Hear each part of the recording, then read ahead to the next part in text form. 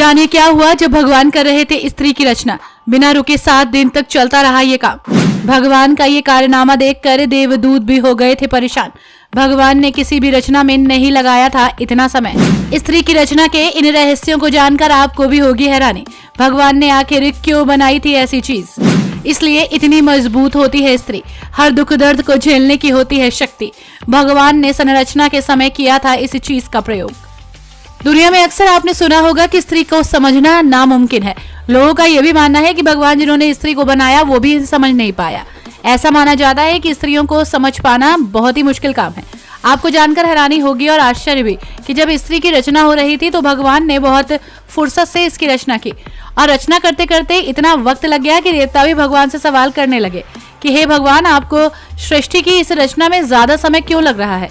दरअसल भगवान जब नारी की रचना कर रहे थे तब उन्हें 7 दिन पूरे हो चुके थे और उसके बाद भी रचना चलती रही, लेकिन पूरी नहीं हो सकी, अभी ये अधूरी थी।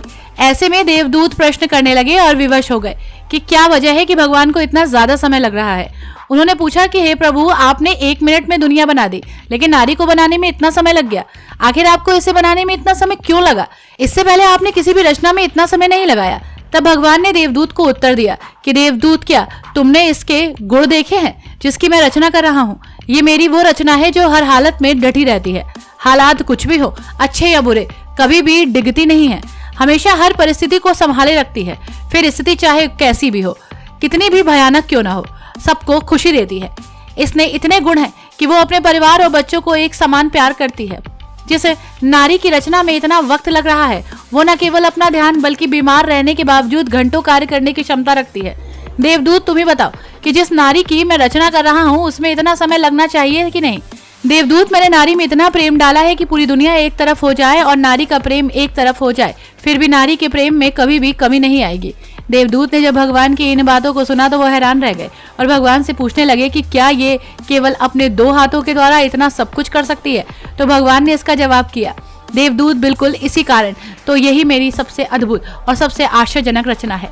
ये सब सुनने के बाद देवदूत ने पास जाकर भगवान की बनाई गई अधूरी रचना को जब हाथों से छुआ, जब उसके गाल पर हाथ लगाया तो देवदूत प्रभु से बोले कि हे भगवान, ये तो बहुत ही नाजुक है, ये कैसे इतना सब कुछ कर पाएगी? तो भगवान इस प्रश्न पर मुस्कुराकर कहते हैं, हाँ, तुम सही कह रहे हो देवदूत, ये बाहर से जितनी नाजुक है उतनी ही अंदर से कठोर। शरीर और स्वभाव नाजुक जरूर है पर अंदर से उतनी ही मजबूत है। देवदूत, आपको जिस प्रकार आश्चर्य हो रहा है ठीक उसी प्रकार से सबको होगा, लेकिन इस रचना में यही गुण है, जितनी ज्यादा ये नाजुक है उससे ज्यादा ये कठोर भी और मजबूत भी। लेकिन अवसर आने पर जब जैसा होगा उसी में ढल जाएगी। अर्थात ये कोमल है लेकिन इसे कमजोर समझने की गलती मत करना। जितनी कोमल दिखती है उतनी कोमल है नहीं। ब्यूरो रिपोर्ट, पंडित जी का पत्र।